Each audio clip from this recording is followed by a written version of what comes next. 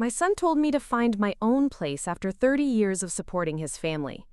What he didn't know was that his father had left me a secret inheritance worth $3 million. When I packed my bags for Paris and sent him the photo of my new apartment overlooking the Seine, his expression was priceless. Before we jump back in, tell us where you're tuning in from, and if this story touches you, make sure you're subscribed, because tomorrow, I've saved something extra special for you. My name is Catherine, and at 58 years old, I thought I understood what sacrifice meant. For 3 decades, I had given everything to my family, only to discover that generosity can sometimes be mistaken for weakness. The morning that changed everything started like any other Tuesday in my small apartment above my son's garage. I had been living there for 8 years, ever since my husband Thomas passed away from a sudden heart attack. At the time, my son Marcus and his wife Jennifer had insisted it was the perfect solution. I could help with their twin daughters, Emma and Sophie, while they both pursued their demanding careers. It seemed like a blessing for everyone involved. The apartment was modest, just a converted space with a kitchenette, a bedroom, and a small sitting area. But I had made it home with photographs of Thomas and me from our travels across Europe, small plants that thrived in the limited sunlight, and books that transported me to places I dreamed of visiting again. Every morning at 6, I would hear the stirring from the main house below. By 6:30, I was downstairs preparing breakfast for the family, packing lunches for the girls, and making sure everyone had what they needed for their day. Marcus worked in corporate finance, often leaving before 7 and returning after 8. Jennifer managed a boutique marketing firm and kept equally demanding hours. The twins, now 15, had grown up with me as their constant presence. I had attended every school play, every soccer game, every parent-teacher conference, when Marcus and Jennifer were too busy. I had nursed them through chickenpox, helped with homework, and listened to their teenage heartbreaks with patience and understanding. For 8 years, this arrangement had worked seamlessly. I provided childcare that would have cost them thousands of dollars monthly, maintained their household, and asked for nothing in return except the small apartment and basic necessities. I had my widow's pension from Thomas's government job, which covered my personal expenses, medication, and small pleasures. But somewhere along the way, my presence had shifted from appreciated to expected.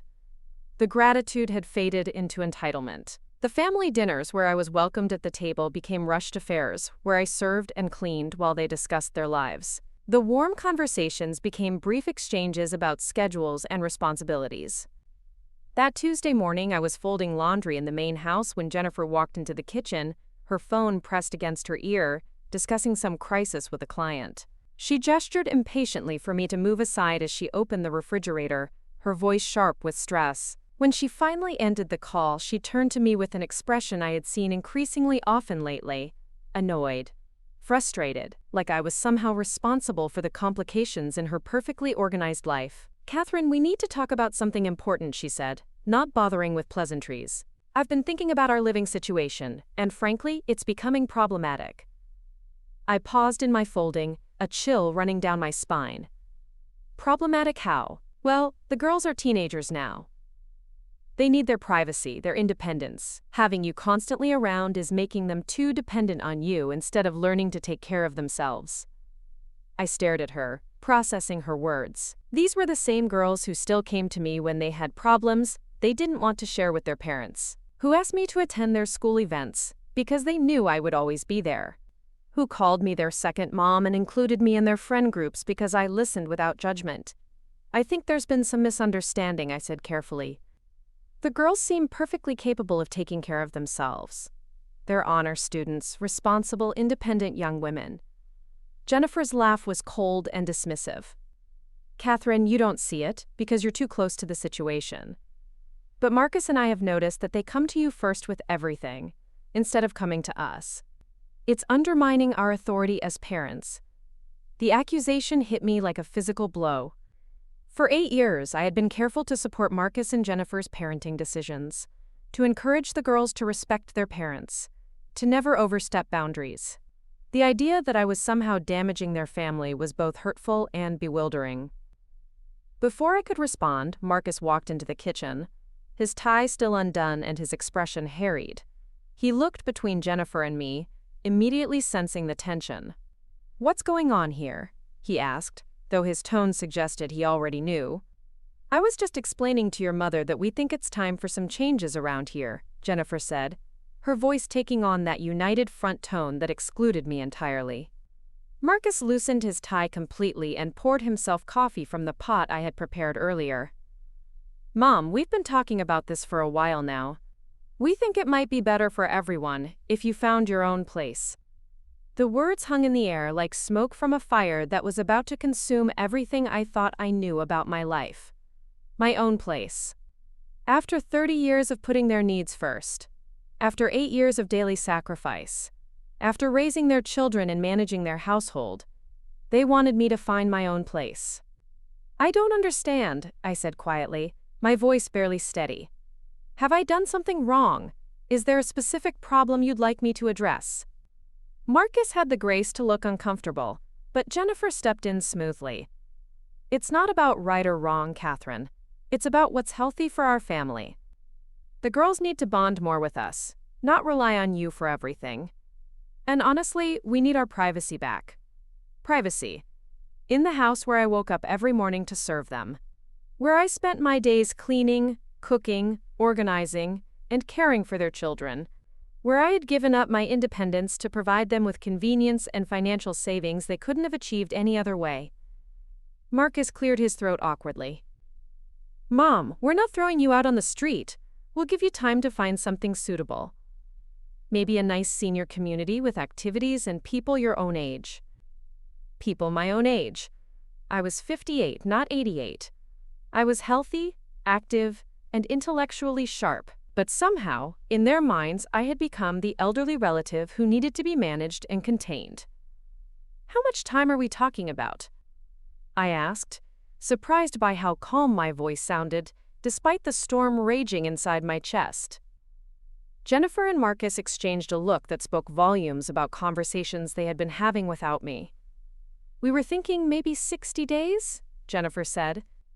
"That should be plenty of time to find something appropriate within your budget." My budget. They knew exactly what my widow's pension provided each month. They knew it would barely cover rent in any decent area, let alone the kind of place they were envisioning for me. But that wasn't their problem anymore. "I see," I said simply, because there was nothing else to say that wouldn't sound like begging or arguing, and I had too much dignity for either. "We'll help you look for places," Marcus added, as if this gesture would soften the blow of being discarded after 3 decades of devotion. "And we'll give you excellent references for any landlord who needs them." References. Like I was applying to be someone else's housekeeper, instead of finding a home where I could rebuild my life at 58 years old. The twins chose that moment to come thundering down the stairs, their voices bright with the kind of energy that only teenagers possessed in the Preparing and narrating this story took us a lot of time. So if you are enjoying it, subscribe to our channel. It means a lot to us. Now, back to the story. morning. They stopped short when they saw the 3 of us standing in the kitchen like actors in a play where everyone had forgotten their lines. "What's going on?" Emma asked, her intuitive nature picking up on the tension immediately. "Just some family planning, sweetheart," Jennifer said quickly. "Nothing for you to worry about." But Sophie, always the more direct of the twins, looked straight at me. "Grandma Catherine, are you okay? You look sad." The simple kindness in her voice nearly broke my composure. These children, who I had helped raise from infancy, who called me grandma even though I wasn't their biological grandmother, who trusted me with their secrets and their fears. How could I explain that their parents had decided I was no longer welcome in their lives? "I'm fine, sweetheart," I managed. "Just tired." Marcus and Jennifer hurried the girls through their morning routine, eager to end the uncomfortable scene. After they all left for their respective days, I stood alone in the kitchen I had organized, surrounded by the life I had helped build, and felt the full weight of my situation settle over me. For the first time since Thomas died, I felt truly alone. Not just lonely, but completely isolated from the people I thought were my family. The people I had sacrificed everything to support had just told me I was no longer needed or wanted. I climbed the stairs to my small apartment and sat on the edge of my bed, looking around at the space that had been my home for 8 years. Tomorrow, I would need to start looking for somewhere else to live, somewhere I could afford on my pension. Somewhere that would accept a 58-year-old woman with no recent rental history. But today, I allowed myself to grieve. Not just for the loss of this home, but for the loss of the illusion that family meant something more than convenience. For the realization that all my years of sacrifice had been taken for granted. For the understanding that the people I loved most in the world saw me as a burden to be managed, rather than a person to be valued. As I sat there in the quiet apartment, I remembered something Thomas used to say during our travels together. He would look at me across a cafe table in Rome or beside the Thames in London and say, "Catherine, my love, never let anyone make you smaller than you are. You have more strength and more worth than you know." I had forgotten that woman somewhere along the way, the woman who had managed a successful career before marriage, who had traveled across Europe with her husband, learning languages and experiencing cultures, who had run marathons and learned to paint and read philosophy for pleasure. Somewhere in the years of serving others, I had lost myself. But as I sat in that small apartment, looking at the photographs of my adventures with Thomas, I began to remember who I used to be, and who I could become again. The next few days passed in a blur of apartment hunting and polite conversations with my family about practical matters. Marcus and Jennifer were efficiently helpful, providing recommendations for affordable senior housing and offering to help me move when the time came. Their guilt manifested as excessive politeness and careful consideration of my feelings about everything except the one thing that mattered most: the fact that they were discarding me. The apartments they suggested were depressing. Small, sterile spaces and buildings filled with people who had been similarly displaced by families who no longer wanted the inconvenience of caring for them. The rent would consume most of my pension, leaving little for anything beyond basic survival. On Friday evening, while Marcus and Jennifer attended a work function and the twins were at friends' houses, I sat alone in the quiet house and made a decision that would change everything. I walked to the small safe in my bedroom closet, the one Thomas had installed years ago for our important documents. Inside, beneath our marriage certificate and insurance papers, was an envelope Thomas had given me the week before he died. He had made me promise not to open it unless I truly needed what was inside. At the time, I thought he was being overly dramatic. Now, I understood he had been preparing for exactly this kind of situation. With shaking hands, I opened the envelope and found documents that took my breath away. Thomas had been far more financially savvy than I had ever known. Beyond his government pension and the life insurance I knew about, he had been quietly investing in European real estate for 20 years. There were deeds to properties in Paris, Rome, and Barcelona. There were investment account statements showing steady growth over 2 decades. There was a letter in his careful handwriting explaining that he had wanted to surprise me with European adventures in our retirement, but if something happened to him first, this inheritance would ensure I never had to depend on anyone else for security or happiness. The total value was just over $3 million. $3 million that my son and his wife knew nothing about. $3 million that meant I never had to accept their charity or their conditions. $3 million that could buy me a life I had only dreamed of.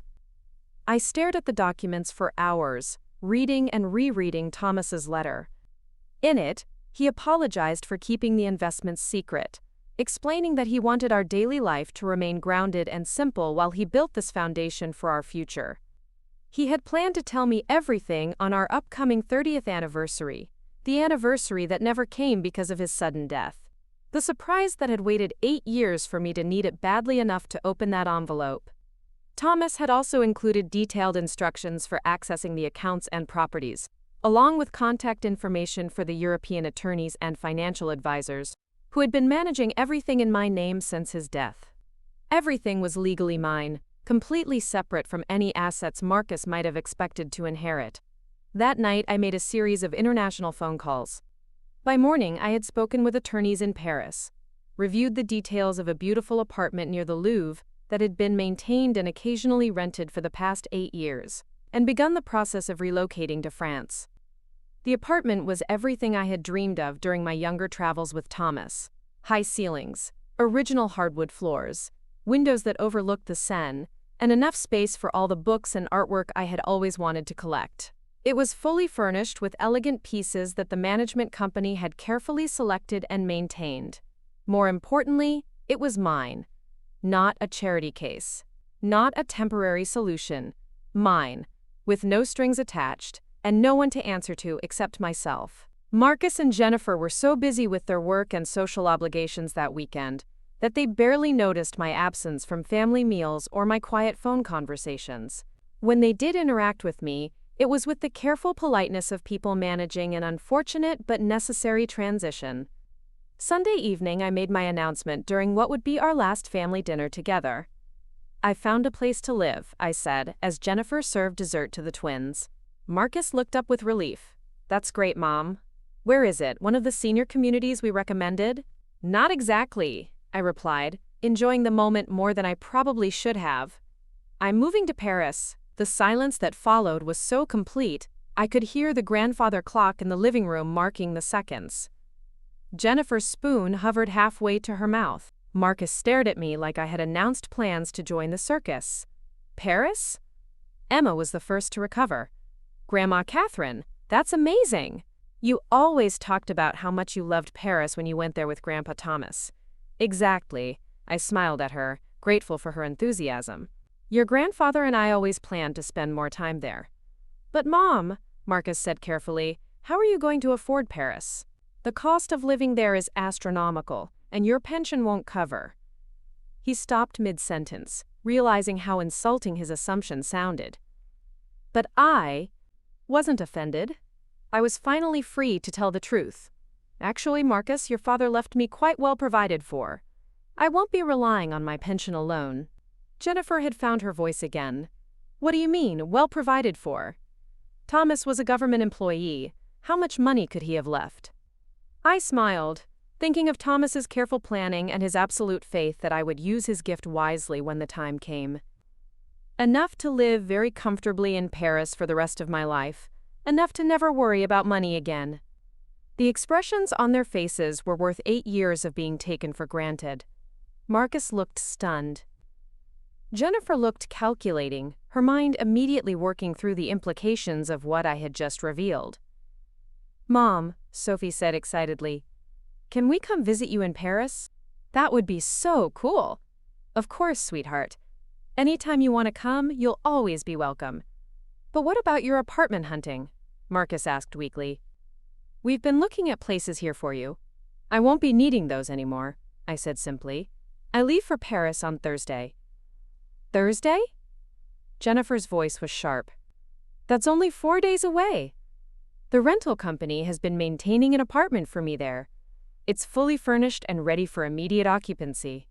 All I need to do is pack my personal belongings." Marcus and Jennifer exchanged the kind of look that said they were mentally recalculating everything they thought they knew about our family's financial situation. The look that said they were beginning to understand exactly what they were losing when they asked me to find my own place. "How much money are we talking about, Mom?" Marcus asked finally. "Enough," I repeated, "and nothing more." After dinner, while the twins excitedly helped me research flights and asked questions about Paris, Marcus and Jennifer retreated to their bedroom for what I could only imagine was an intense conversation about their miscalculation. Later that evening, Jennifer knocked on my apartment door. When I opened it, she was wearing the kind of forced smile that meant she was about to attempt damage control. "Catherine, I hope you don't think we were trying to push you away. We just thought you might be happier somewhere with more independence and social opportunities." Independence. The word was ironic, coming from someone who had spent 8 years depending on my constant availability and service. "I appreciate your concern, Jennifer," I said politely. "And you're absolutely right about independence. I'm looking forward to it. But Paris seems so extreme, so far away from family."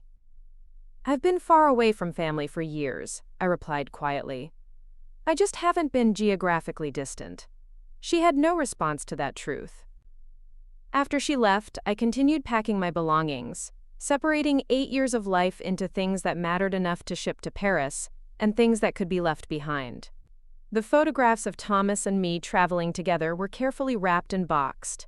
The books I had collected, the small pieces of art I had bought over the years, The jewelry he had given me for anniversaries and birthdays.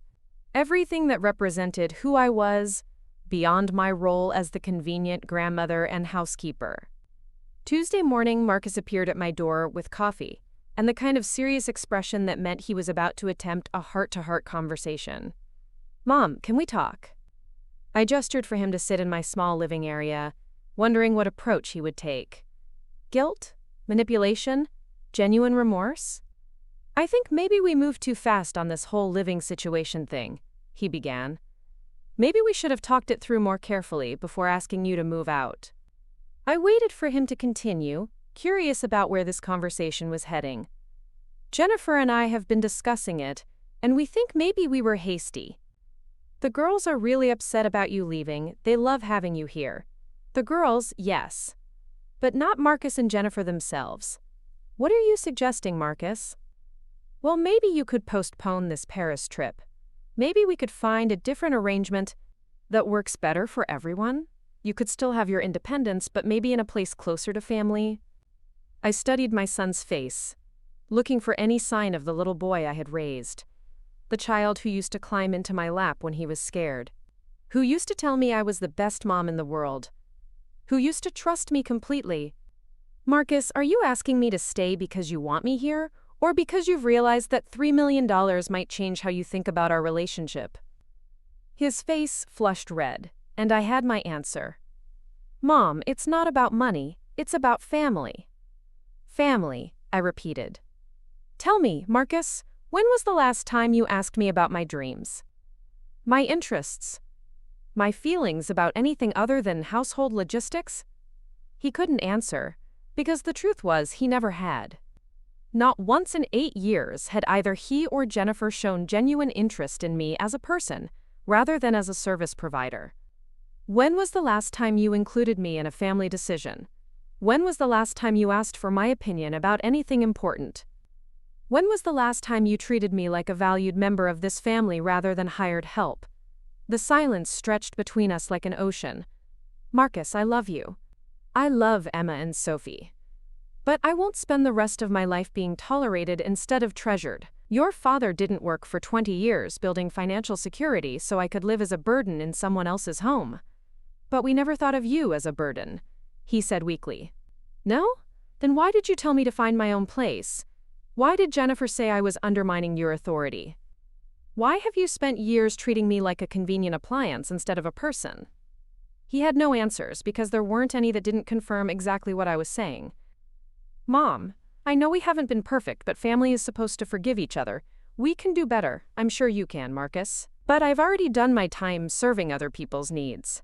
The rest of my life is going to be about discovering what makes Catherine happy." Wednesday evening, my last night in the house that had been my home for 8 years, Jennifer made one final attempt to change my mind. She came to my apartment with a bottle of wine and what appeared to be a carefully rehearsed speech. "Catherine, I owe you an apology. I've been so focused on my career and managing the household that I haven't shown you the appreciation you deserve." I accepted the wine but remained standing, making it clear this wasn't going to be a long conversation.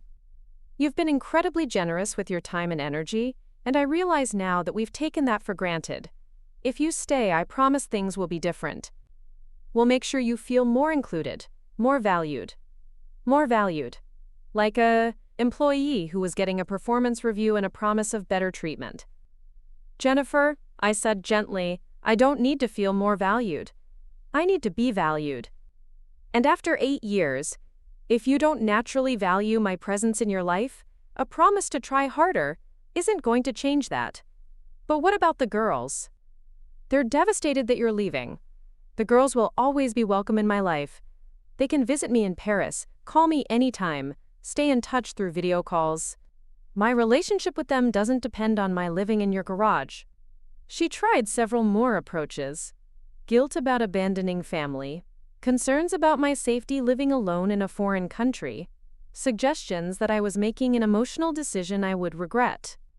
But nothing she said addressed the fundamental issue that had led to this moment. They had never seen me as a person with my own needs, dreams, and desires. I had been a convenient solution to their childcare and household management needs. And when that convenience began to feel burdensome, they had decided to dispose of me. Thursday morning, I stood in the driveway with 2 suitcases and a shipping receipt for the boxes I had sent ahead to Paris. Marcus and Jennifer flanked me like reluctant hosts at a going-away party they hadn't wanted to throw. The twins, however, were genuinely emotional about my departure. Emma hugged me tightly and made me promise to send pictures of everything I saw in Paris. Sophie cried and asked again if she could visit during summer vacation. "Of course, sweetheart," I assured her. "Paris is even more beautiful in summer. You'll love it." Marcus shook my hand awkwardly, like I was a business associate rather than his mother. "Take care of yourself, Mom. Call us when you get settled." Jennifer's goodbye was equally formal. "Safe travels, Catherine. Let us know if you need anything." But I wouldn't be needing anything from them ever again. That was the point they still didn't understand. As my taxi pulled away from the house where I had spent 8 years serving other people's needs, I felt something I hadn't experienced in decades. Pure excitement about my own future. No obligations except to myself. No schedules except my own. No needs to consider except my own desires and dreams. The flight to Paris was the beginning of a new chapter I was writing entirely for myself.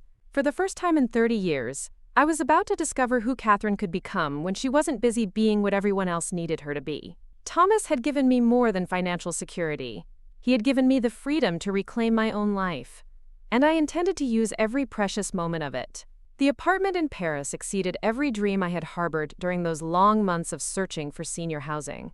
Located on the 4th floor of a 19th-century building near the Ile Saint-Louis, it overlooked the Seine through tall windows that flooded the rooms with golden afternoon light. The management company had maintained it perfectly, with period furniture that spoke of understated elegance and modern conveniences seamlessly integrated into the historical charm. My first morning in Paris, I stood at those windows with coffee in a delicate porcelain cup, watching the boats navigate the river below and feeling like I was living inside a painting. The silence was different here. Not the oppressive quiet of being ignored, but the peaceful stillness of a life that belonged entirely to me. The apartment had 2 bedrooms, a spacious living area with original hardwood floors, and a kitchen that was compact but perfectly designed. Everything was mine to arrange as I pleased, mine to enjoy without consideration for anyone else's preferences or schedules. For the first time in 8 years, I could eat breakfast in my pajamas without worrying about who might need something from me. Within a week, I had established routines that felt luxurious in their simplicity. Morning coffee while reading French newspapers, improving a language I had studied decades ago but never had time to practice. Afternoon walks along the Seine, stopping at bookstores and cafes whenever something caught my interest. Evening meals prepared at my own pace, eaten while watching the sunset paint the river in shades of amber and rose. The freedom was intoxicating. No one needed me to be anywhere at any specific time. No one required explanations for my choices or justifications for my expenses. If I wanted to spend an entire afternoon in the Louvre, I could. If I decided to take a weekend trip to Provence, there was no one to ask permission from or arrangements to make for others. But perhaps the most profound change was the way strangers treated me. In Paris, I wasn't the displaced widow living above someone else's garage. I was simply Catherine, an American woman choosing to live in one of the world's most beautiful cities. Shopkeepers greeted me with genuine warmth. Neighbors in my building nodded respectfully when we passed in the hallway. My concierge, Madame Dubois, treated me like a valued resident rather than a charity case. The contrast was startling.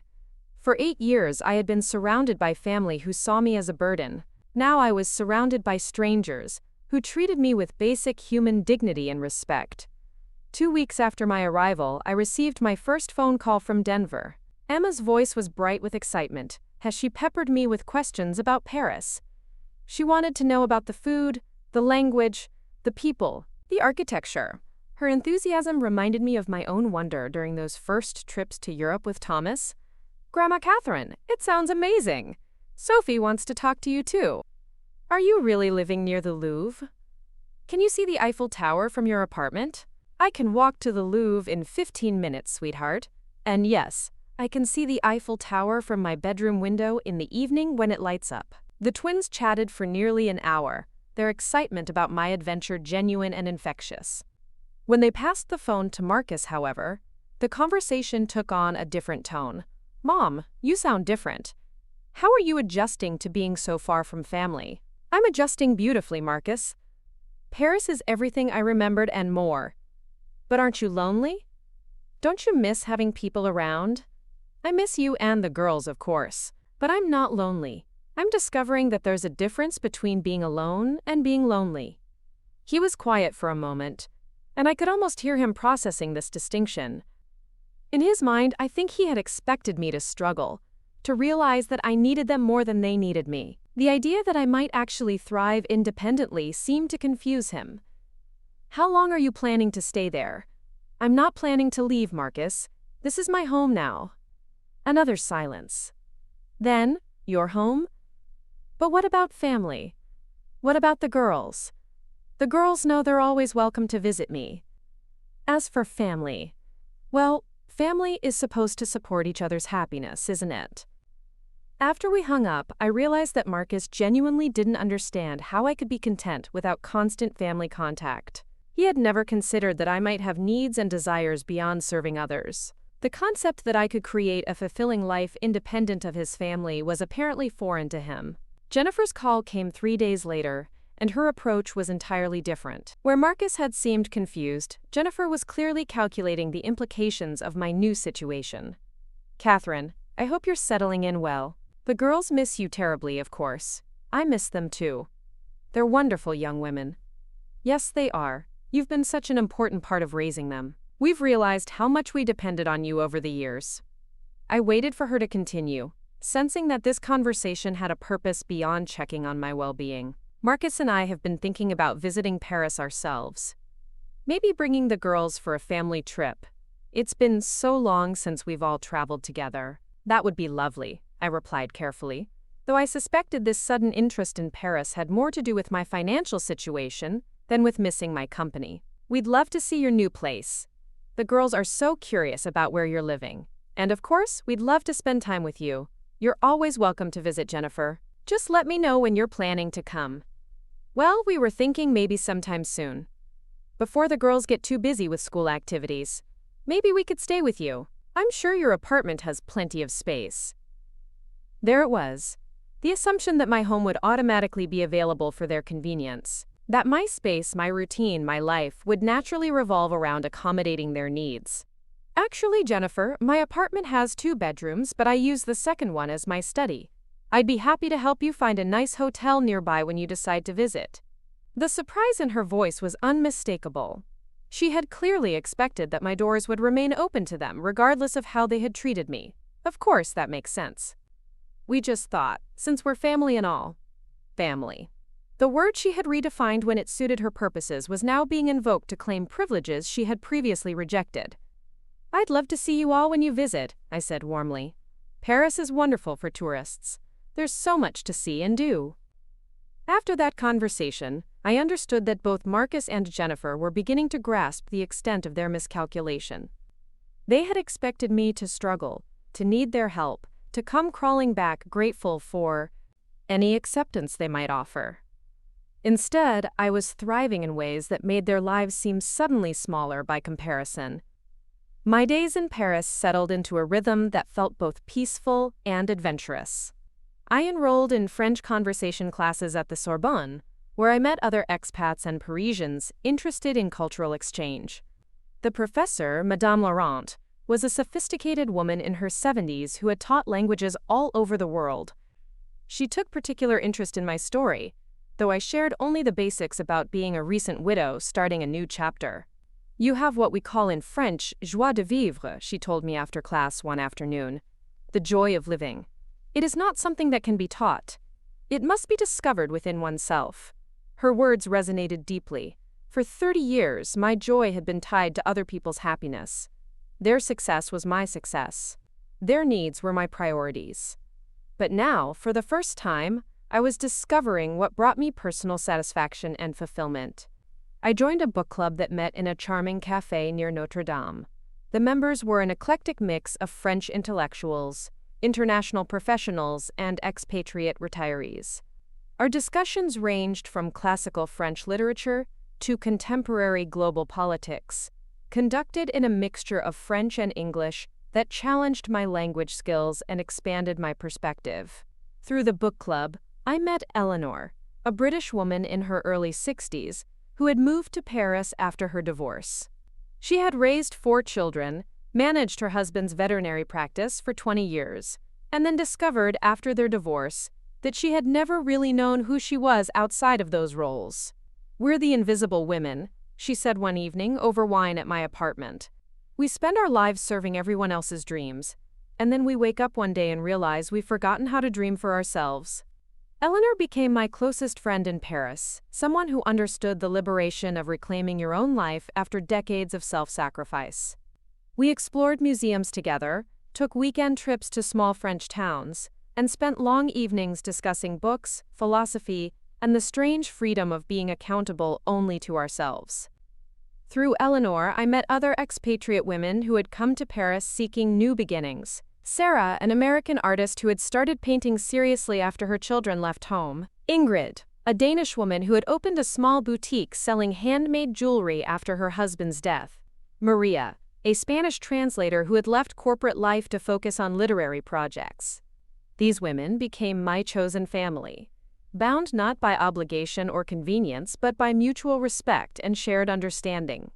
We supported each other's dreams instead of consuming each other's energy. We celebrated individual achievements instead of demanding constant service. It was during one of our weekly dinners that Sarah mentioned something that would change my perspective on my situation with Marcus and Jennifer even more dramatically. "Catherine, you never talk about your family back in America. Are you estranged from them?" "Not exactly estranged, just disconnected. They made it clear that my presence in their lives had become inconvenient." Eleanor, who knew more of my story, shook her head sadly. "The way grown children treat their parents sometimes is shocking. They forget that we had full lives before they existed." "What happened?" Ingrid asked, gently. I found myself telling them the whole story. The years of service, the lack of appreciation, the intervention-style conversation about finding my own place. But as I spoke, I realized I was leaving out crucial details about the financial implications of their decision. "Wait," Sarah interrupted. "They asked you to move out without knowing about your inheritance?" "Exactly. So they thought they were abandoning a woman with limited resources and no other options?" "That's correct. And now they're calling you regularly and talking about visiting Paris?" The pieces fell into place as I spoke them aloud. "Yes." Eleanor's expression was grim. "Catherine, I hate to say this, but their sudden interest in maintaining family connections probably has more to do with your bank account than with missing your company." I had suspected as much, but hearing it stated so plainly by someone with no emotional investment in the situation made it impossible to deny. "What are you going to do about it?" Maria asked. "I'm going to continue living my life exactly as I choose," I replied. "They made their decision about what kind of relationship they wanted with me. I'm not obligated to pretend that decision didn't happen just because the financial implications turned out differently than they expected." A month after my arrival in Paris, I received an unexpected call from a number I didn't recognize. When I answered, a familiar young voice made my heart skip. "Grandma, Catherine? It's Sophie. I'm calling from my friend's phone because Mom and Dad don't know." "Sophie, sweetheart, what's wrong?" "Nothing's wrong exactly. I just wanted to talk to you without them listening and giving me time limits and stuff." "Of course, honey. You can call me anytime you want to just talk. I've been thinking about what happened before you left. About them asking you to move out. And I think it was really mean. Out of the mouths of babes." This 15-year-old had grasped something that her parents still seemed unable to understand.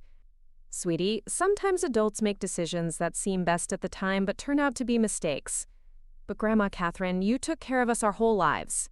You came to all our school stuff when they were too busy. You helped us with homework and made us cookies when we were sad. And then they just told you to leave?"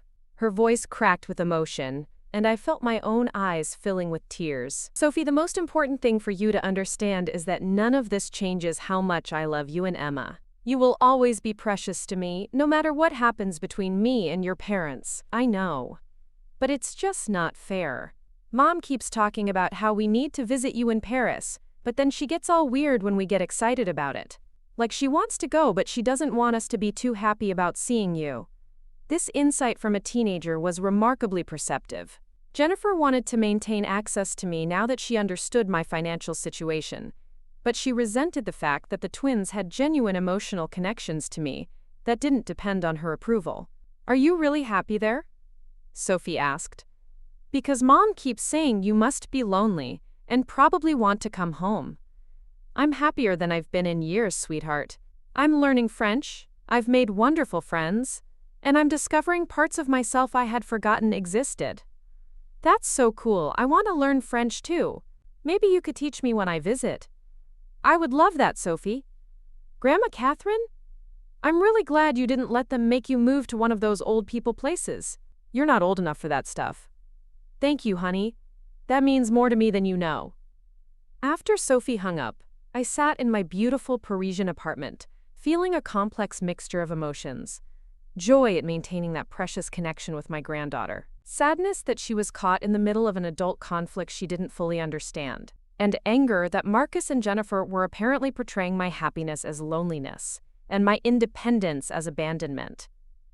But Sophie's call also reinforced something important. The relationships that mattered most in my family were not dependent on proximity or convenience. The twins loved me for who I was, not for what I provided. That love would survive distance and time, and whatever complications their parents might create.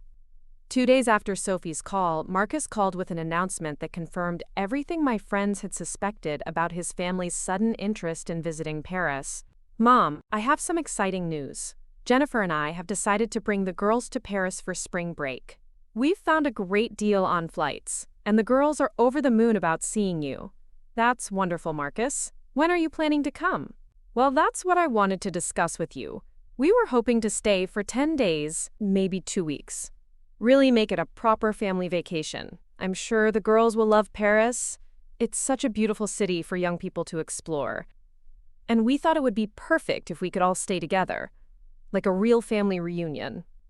The girls could have your spare room, and Jennifer and I could take the couch, or maybe you have a sofa bed." The presumption was breathtaking. Not only did they expect me to house them for 2 weeks in my 2-bedroom apartment, but they assumed I would surrender my private space and personal routine to accommodate their idea of a family vacation. "Marcus, my apartment isn't really set up for long-term guests. As I mentioned to Jennifer, I'd be happy to help you find a lovely hotel nearby." "But Mom, hotels are so expensive in Paris. And it would mean so much to the girls to be able to stay with you, to really experience your new life." My new life. The life they had insisted I needed to find elsewhere when they thought it would be lived in poverty. "I understand that hotels can be expensive, Marcus, but my apartment is my home, not a guest house. I'd love to spend time with you while you're here, but you'll need to make your own accommodation arrangements." The silence on the other end of the line was heavy with disappointment and, I suspected, anger. "Mom, I have to say, this doesn't sound like the family-oriented person I grew up with. When did you become so selfish?" Selfish. The word they had never applied to themselves when asking me to find my own place. The word they had never used to describe 8 years of taking my service for granted. But now, when I declined to provide free accommodation for their vacation, I was selfish. "Marcus," I said calmly, "I spent 30 years putting everyone else's needs before my own. I spent 8 years providing daily service to your family, without asking for anything in return. When you decided that arrangement was no longer convenient for you, I gracefully accepted your decision and found my own place, just as you requested. I'm not selfish. I'm finally self-determined. But we're family, Mom. Families should be there for each other." "I agree completely. Where were you when I needed family support after your father died? Where were you when I needed to feel valued and appreciated instead of tolerated?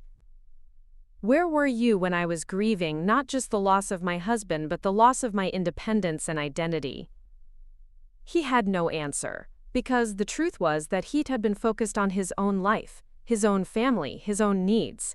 My grief and adjustment had been inconveniences to be managed, not experiences to be supported. "Look, Marcus," I said more gently, "I love you and the girls. I want you to visit Paris. I want to spend time with you while you're here. But I won't go back to being the person who exists solely to make everyone else's life more convenient. After that conversation, I knew that Marcus and Jennifer's planned visit would be a test of the boundaries I had established.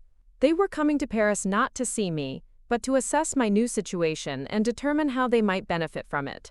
I spent the next few weeks preparing for their visit in my own way. I researched family-friendly hotels in my neighborhood and made a list of activities that would be appropriate for teenagers. I planned itineraries that would allow us to spend quality time together while maintaining my own space and schedule. But more importantly, I prepared myself emotionally for what I knew would be their attempts to re-establish the old dynamic, where my resources and space were available for their use without reciprocal consideration for my needs. Eleanor and I discussed strategies for maintaining boundaries during their visit. Remember, she said over coffee one afternoon, you don't owe them an explanation for every decision you make about your own life. You're not required to justify having boundaries. It's going to be difficult, I admitted. Especially with the girls. I don't want them to feel unwelcome. The girls aren't the problem, Eleanor replied. They love you for who you are. It's the parents who have expectations about what you should provide for them. She was right, of course. Sophie and Emma would be delighted to explore Paris, regardless of where they slept at night. It was Marcus and Jennifer who had expectations about accessing my apartment and my resources. The week before their arrival, I received another call from Jennifer. Her tone was carefully modulated, the voice of someone who had been coached on how to approach a difficult conversation. Catherine, I wanted to talk to you about our visit. The girls are so excited to see you and your new home. I'm excited to see them too. We've been looking at hotels, as you suggested, but honestly, the costs are quite shocking. We're looking at over $3,000 for 10 days, and that's for pretty basic accommodations. I'm sorry the hotels are expensive, Jennifer. Paris can be costly for tourists. Well, that's what I wanted to discuss. Since you have the space, and since we're family, we were hoping you might reconsider letting us stay with you. We promise to be respectful of your routine and your privacy. Jennifer, I said firmly, my answer hasn't changed. You're welcome to visit, but you'll need to arrange your own accommodations. But Catherine, $3,000 is a lot of money for our family, and it's not like you don't have plenty of space. There it was. The assumption that my space and my resources should be available to solve their problems. The assumption that my money meant their financial considerations should become my responsibility. Jennifer, when you asked me to find my own place, did you consider the financial burden that would place on me? That's different, she said quickly. That was about what was best for our family dynamics. And this is about what's best for my personal boundaries. I found a lovely hotel 2 blocks from my apartment. I'll be happy to help you make reservations. The call ended with obvious frustration on her part, and a clear sense that my refusal to provide free accommodation had been unexpected and unwelcome. That evening, I called Sophie back using the number she had given me for her friend's phone. Grandma Catherine? I'm so glad you called. Hi, sweetheart. I wanted to talk to you about your visit to Paris. Mom and Dad are kind of stressed about it. They keep talking about how expensive everything is. Sophie, I want you to know that I'm thrilled you're coming to visit me. We're going to have wonderful adventures together, and I can't wait to show you my favorite places in Paris. But we're not staying with you, are we? No, honey, you'll be staying in a hotel. But it's a lovely place, very close to my apartment, and you'll be able to come visit me every day. That's okay, she said, though I could hear disappointment in her voice. Emma and I were just excited about seeing where you live and stuff. And you will see where I live. You'll spend lots of time here. We'll have meals together, and I'll show you all my favorite spots in the apartment. You just won't be sleeping here. Why not, though? Is it because you don't want us there? The question broke my heart, because I could hear the confusion of a child who didn't understand adult complications. Oh, sweetheart, no.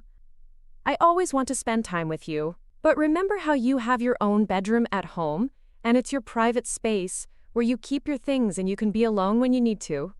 Yeah. Well, this apartment is like my bedroom now. It's my private space, where I keep my things and where I can be alone when I need to. It doesn't mean I don't love you. It just means I need some space that belongs only to me. Oh.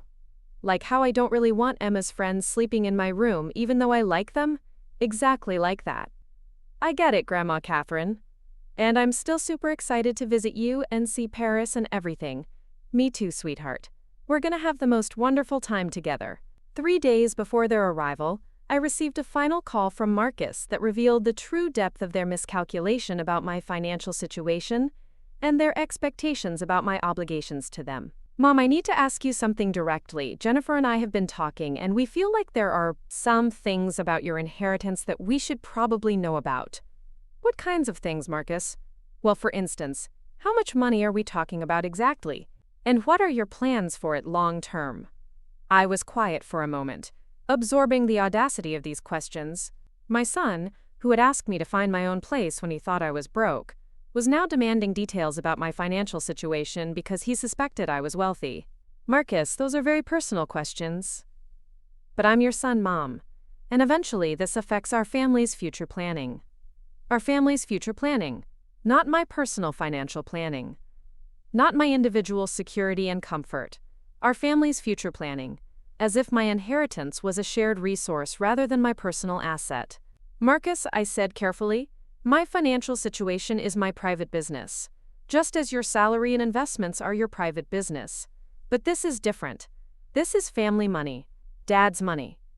Your father left his money to me, Marcus, to me personally, to use as I see fit for my own life and happiness. But what happens to it when you die? What about Emma and Sophie's futures? The questions revealed everything I needed to know about how Marcus and Jennifer viewed my inheritance, not as my personal security, but as their future windfall.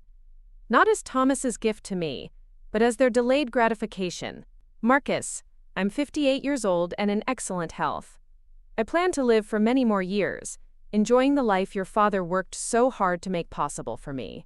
What happens to any remaining money after I die is a conversation for the distant future. But surely you've made some provisions for the girls, education, for our family's security. I considered telling him about the substantial educational trusts Thomas and I had established for Emma and Sophie years ago, separate from my inheritance. But I realized that information would only fuel more expectations about my current resources. Marcus, I love Emma and Sophie dearly, and I will always make sure they're taken care of. But my primary responsibility is to myself and my own future. The silence that followed was loaded with disappointment, and what I suspected was anger. Mom, I have to say, this attitude is really troubling. When did you become so focused on yourself instead of your family? When my family made it clear that my well-being was not their priority, I replied simply. That conversation ended any remaining illusions I might have had about the motivations behind their sudden desire to visit Paris and reconnect with family. They weren't coming to see me. They were coming to assess their future inheritance and to re-establish access to resources they now realized they had foolishly discarded. Their arrival in Paris was exactly as I had anticipated. Marcus and Jennifer emerged from Charles de Gaulle Airport looking harried and overwhelmed, dragging expensive luggage and wearing expressions that suggested they were already calculating costs. The twins, however, bounded toward me with genuine excitement, their faces bright with the adventure of international travel. Emma threw her arms around me in the kind of wholehearted hug that reminded me why I had missed them so desperately. Sophie followed suit, chattering immediately about the flight, the French announcements at the airport, and her amazement at actually being in Paris with me. The hotel I had recommended was a charming boutique property with a classic Parisian facade and modern amenities. When we arrived at the reception desk, Jennifer's smile became increasingly strained as the desk clerk quoted the nightly rate and explained the additional charges for breakfast and Wi-Fi. Marcus handled the check-in process with visible tension, his jaw tight as he provided his credit card and listened to the total cost for their 10-day stay. When the clerk handed him the room keys, his expression suggested he was mentally calculating exactly how much this trip was costing, and wondering if there might still be ways to reduce those expenses. The girls, oblivious to their parents' financial stress, were enchanted by everything. The ornate lobby, the tiny elevator with its brass fixtures, the view from their fourth-floor window that looked out over a typical Parisian courtyard. Their enthusiasm was infectious, and I found myself seeing the city through their young eyes again. Would you like to come see my apartment now? I asked after they had settled into their rooms. The walk to my building was only 3 blocks, but those 3 blocks revealed volumes about the different ways we were all approaching this reunion. Emma and Sophie peppered me with questions about the neighborhood, pointing excitedly at patisseries and bookshops. and asking if I really lived near all these wonderful places. Marcus and Jennifer, however, walked slightly behind us, speaking in low voices about the expensive restaurants in the area, and wondering aloud how I could afford to live in such an obviously upscale neighborhood. Their comments weren't quite loud enough for the girls to hear, but they were clearly intended for my ears. When we reached my building, the twins were impressed by the imposing wooden doors and the elegant stonework. Madame Dubois, my concierge, greeted us warmly in French and complimented me on my lovely family visitors. Her gracious welcome seemed to surprise Marcus and Jennifer, who apparently hadn't expected me to have established such cordial relationships with my neighbors. The elevator ride to the 4th floor was cramped but gave the girls another thrill. They had never been in such an old-fashioned elevator, with its brass gate and manual controls. Everything was an adventure to them, exactly as I had hoped it would be. When I opened the door to my apartment, the silence that followed was profound. Emma and Sophie stood in the entryway, with their mouths slightly open, taking in the high ceilings, the tall windows, the elegant furniture, and the view of the Seine that dominated the living room. "Grandma Catherine," Sophie whispered, "this is like something from a movie." Emma walked immediately to the windows overlooking the river. "You can really see the water from here. And boats! There are actual boats going by right now." Marcus and Jennifer, however, were conducting what appeared to be a mental inventory of my belongings. I watched Jennifer's eyes move from the antique dining table to the original artwork on the walls, to the obviously expensive Persian rugs that covered the hardwood floors. Her expression was calculating, as if she were trying to determine the total value of everything she was seeing. Marcus was focused on different details. He examined the modern kitchen appliances, the state-of-the-art entertainment system, and the quality of the furniture, with the eye of someone trying to understand exactly how much money had been spent to create this level of comfort. "This is quite a place, Mom," he said finally, his tone carefully neutral. "Thank you. I love it here. It must have cost a fortune to furnish it so nicely."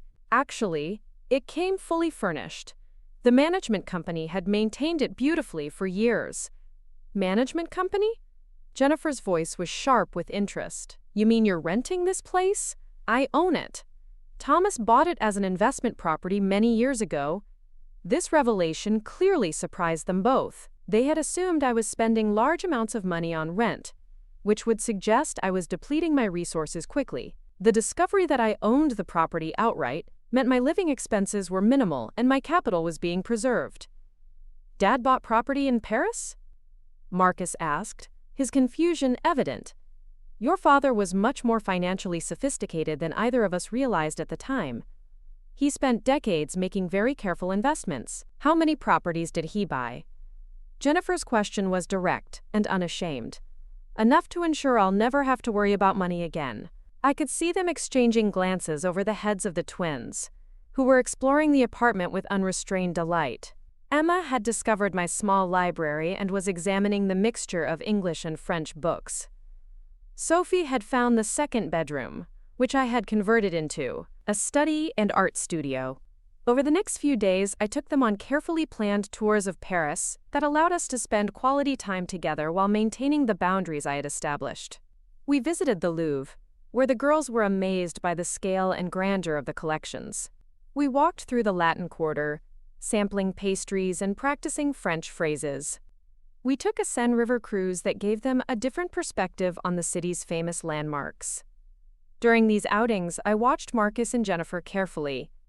They were clearly struggling with the cognitive dissonance of seeing me so obviously thriving in circumstances they had never imagined possible. The confident, independent woman showing them around Paris bore little resemblance to the supposedly helpless widow they had asked to find her own place just months earlier. The girls, meanwhile, were having the time of their lives. They loved everything about Paris. From the metro system, to the street musicians, to the elaborate window displays in the department stores. More importantly, they seemed to understand instinctively that this trip was about experiencing a new place together, rather than resuming old patterns of dependence. On their 4th evening in Paris, Marcus and Jennifer invited me to dinner at their hotel restaurant. The girls were exhausted from a day of sightseeing and had chosen to order room service and watch French television, leaving the three of us alone for what I suspected would be a serious conversation. The restaurant was elegant but overpriced, exactly the kind of place that catered to tourists who were already committed to spending large amounts of money. Marcus ordered wine that cost more than most people spent on groceries in a week, then complained about the exchange rate and the general expense of everything in Paris. "Mom," Jennifer began after we had ordered, "we want to talk to you about something important." I waited, curious about what approach they would take. "We've been thinking a lot about family, about what it means to be connected to each other even when we're living in different places." "That's nice," I replied non-committally. "And we realized that maybe we didn't handle the transition after Dad died as well as we could have." Marcus jumped in quickly. "What Jennifer means is that we were so focused on practical concerns that we might not have been as sensitive as we should have been to your emotional needs." This was clearly a rehearsed conversation, probably planned during one of their private discussions in their hotel room. "We want you to know that we recognize we made some mistakes," Jennifer continued, "and we hope we can find ways to rebuild our relationship moving forward." "I appreciate that," I said carefully. "What kinds of ways were you thinking about?" "Well," Marcus said, "we were hoping you might consider spending more time in Denver. Maybe a few months each year, especially during the holidays when family time is so important. The girls would love to have you around more regularly," Jennifer added, "and it would give us a chance to make up for lost time." I took a sip of my wine, considering their proposal. They wanted me to resume providing convenient access to my time and energy, but now they were framing it as a favor to me rather than service I would be providing to them. "That's an interesting idea," I said. "What would those visits look like?" Marcus seemed encouraged by my apparent openness to discussion. "Well, you could stay in the apartment above the garage again. We'd make sure you felt more included in family decisions, more valued for your contributions." More valued for my contributions. The phrase revealed everything about how they still viewed our potential relationship. I would be valued based on what I contributed to their lives, not simply because I was a person worthy of love and respect. "What kinds of contributions were you thinking about?" I asked. Jennifer's enthusiasm was obvious. "Well, the girls are getting ready for college applications, and you're so good at helping with organization and planning, and the house always runs so much more smoothly when you're there to help with meals and coordination." So the proposed visits would involve resuming my previous role as unpaid household manager and childcare provider, but now with the understanding that I had financial resources that made my labor a choice rather than a necessity. "And what about my life here in Paris?" I asked. "My friends, my classes, my routines?" Well, Marcus said, "You could certainly maintain this apartment as a kind of vacation home. Maybe spend summers here, or take short trips when you want a change of scenery. A vacation home. My primary residence, where I had built a new life and discovered genuine happiness, would become a vacation home so that I could resume serving their needs in Denver." "That's very thoughtful of you to consider my happiness," I said, "and I meant it sincerely. But I'm not interested in dividing my time between two places." The disappointment on their faces was immediate and obvious. "Mom," Jennifer said, "family should be a priority. The girls need their grandmother, especially as they're preparing for such important transitions. The girls are welcome to visit me here anytime they want. This summer, next year, whenever they'd like to come." "But that's not the same as having regular family time," Marcus protested. "That's not the same as being part of their daily lives. Marcus, I've been part of their daily lives for 8 years. During that time, did you make me feel like a valued family member or like a convenient service provider?" He couldn't answer because we all knew the truth. "I think what you're really asking," I continued gently, "is whether I'll resume making your lives easier by providing services you don't want to pay for and support you don't want to reciprocate." "That's not fair," Jennifer said, her voice rising slightly. "We're talking about family relationships, not business transactions. You're absolutely right. Family relationships aren't business transactions. They're based on mutual love, respect, and consideration for each other's happiness and well-being." I paused, looking at both of them across the table in that expensive restaurant they were paying for, with money they had complained about spending. "When you asked me to find my own place, were you considering my happiness and well-being?" "We thought it would be better for everyone," Marcus said weakly. "Better for everyone, or better for you?" Neither of them could answer that question honestly. "Look," I said, finishing my wine and preparing to end this conversation, "I don't harbor resentment about what happened. You made a decision based on what you thought was best for your family, and I've made decisions based on what's best for my life. We can all be happy with those choices. But we miss you, Jennifer said, and for the first time her voice held what sounded like genuine emotion. I miss you too. I miss the people I thought you were before I understood how you really viewed our relationship. The rest of dinner passed in uncomfortable silence, broken only by perfunctory conversation about the weather and our plans for the remaining days of their visit. When we returned to their hotel, the twins were waiting in the lobby, excited to tell me about the French game show they had watched and their plans for the next day. Their enthusiasm was a stark contrast to their parents' obvious frustration, and I realized that my relationships with Emma and Sophie were completely separate from whatever complications existed between Marcus and Jennifer and me. The next morning, I met the girls for breakfast while their parents slept late, apparently exhausted by the emotional intensity of the previous evening's conversation. Emma and Sophie were full of questions about my life in Paris, my friends, and my daily routines. "Grandma Catherine," Emma said over croissants and hot chocolate, "you seem really happy here." "I am happy here, sweetheart." "Happier than you were in Denver?" Sophie asked with the directness that teenagers possessed. "Much happier. Because of the apartment and the pretty city and stuff?" I considered how to explain this to them in a way they could understand. "Do you remember how you felt when you first got your own bedrooms? When you didn't have to share space anymore and you could decorate however you wanted and have your friends over without asking permission?" "Yeah," Sophie said. "It was amazing to have my own space. That's how I feel about my life here. For the first time in many years, I have my own space, my own choices, my own routines.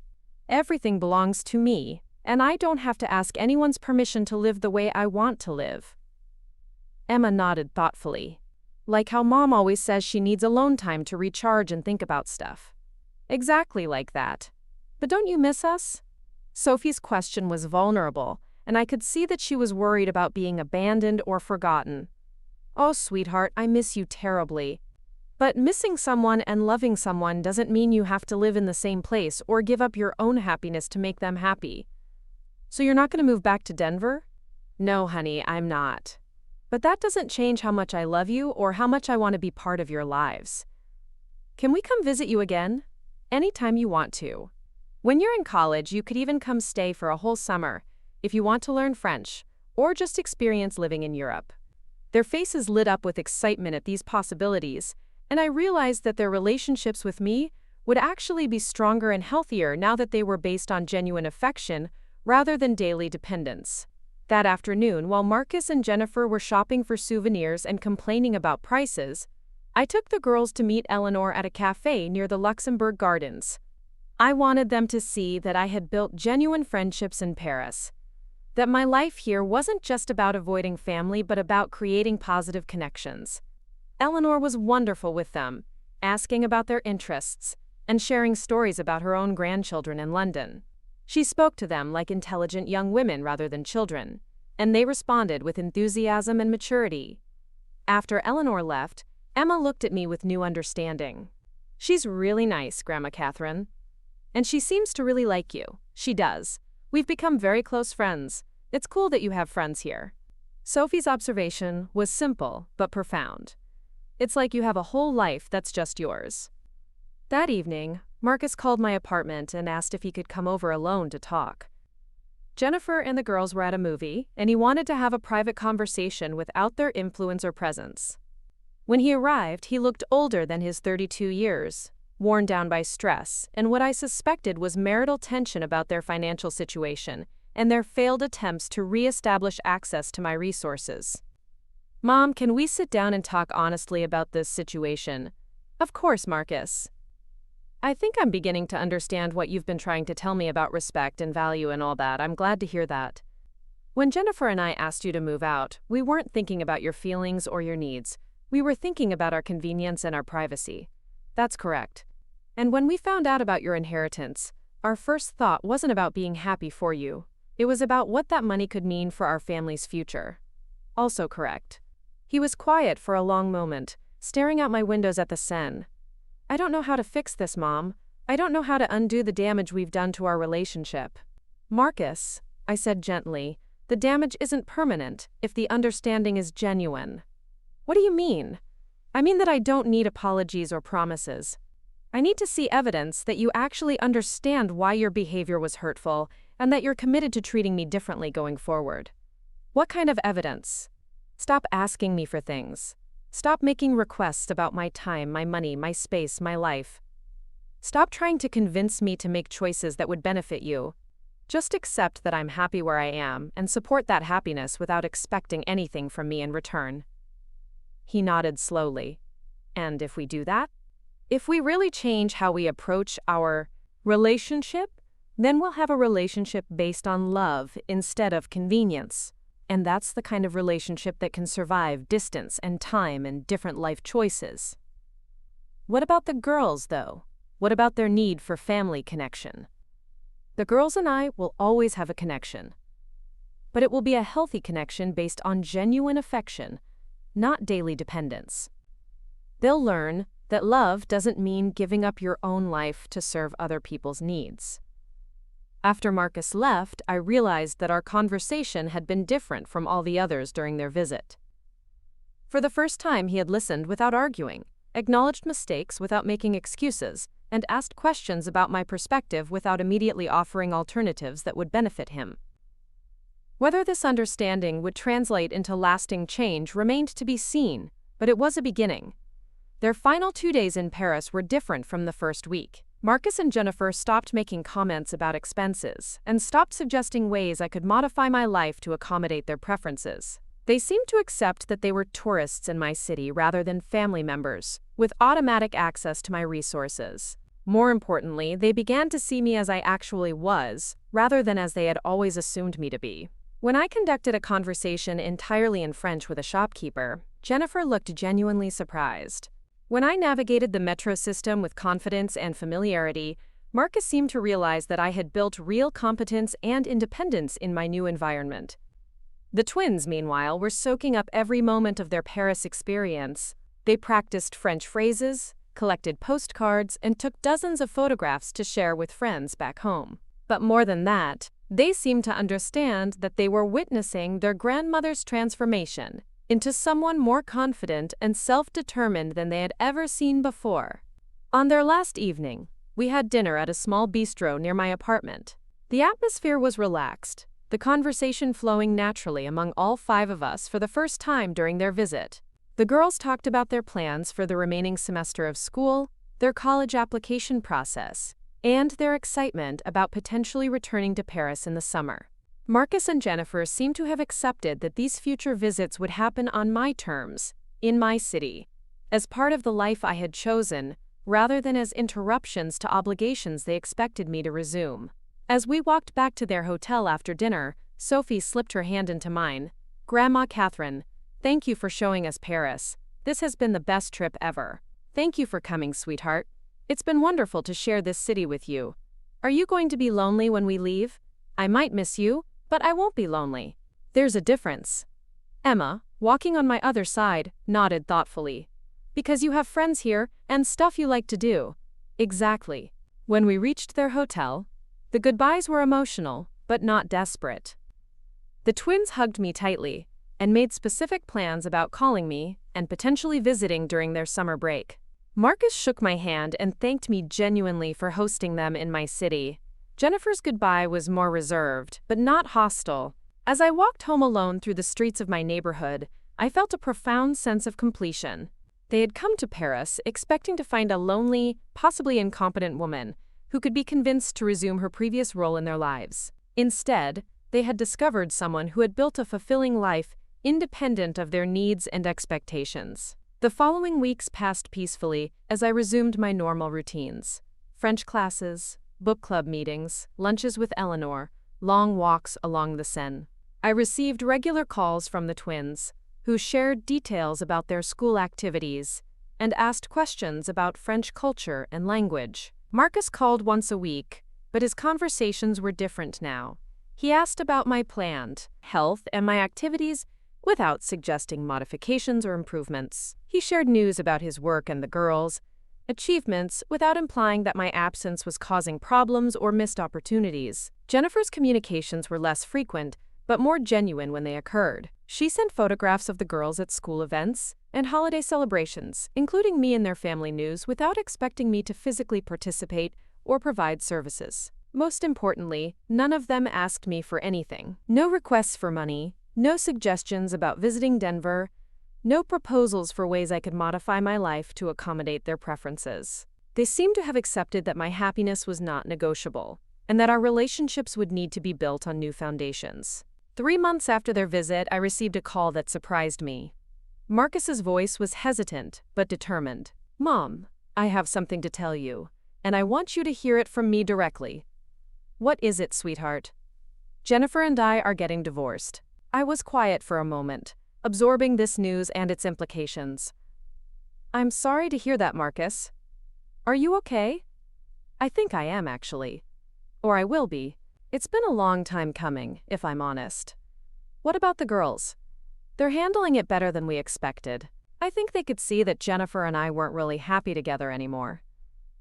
Marcus paused, and I could hear him choosing his words carefully. "Mom, I want you to know that this decision doesn't have anything to do with our conversation in Paris or with your inheritance or anything like that."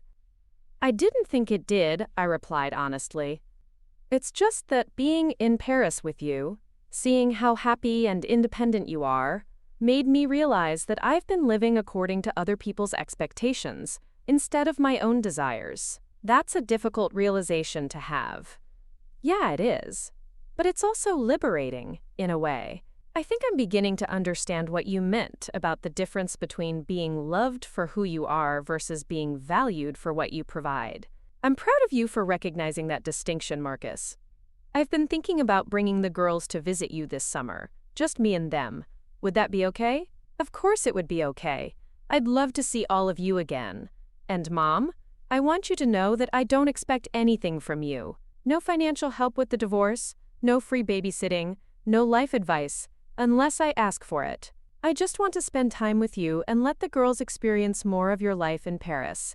"That sounds wonderful, Marcus." After we hung up, I sat in my favorite chair by the windows and watched the evening light fade over the Seine.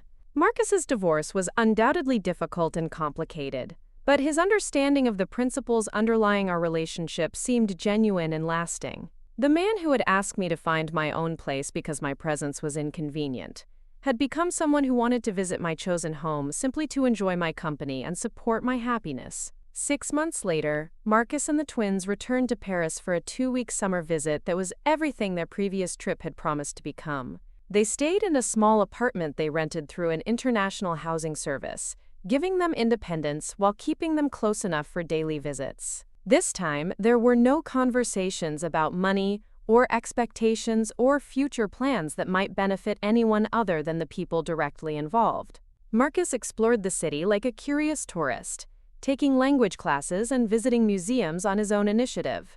The twins threw themselves into French culture with teenage enthusiasm, making friends with local young people and gaining confidence in their language skills. Most importantly, Marcus seemed to have rediscovered parts of himself that had been buried under years of trying to meet other people's expectations. He talked about books he was reading, places he wanted to travel, and career changes he was considering. He was becoming the person he might have been if he hadn't spent so many years defining himself through other people's approval.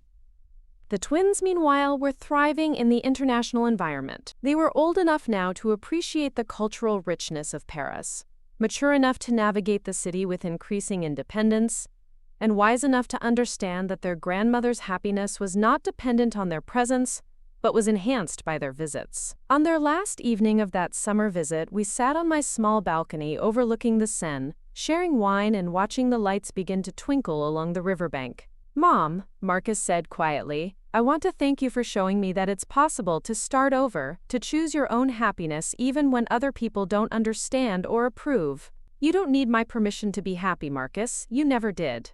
I know that now.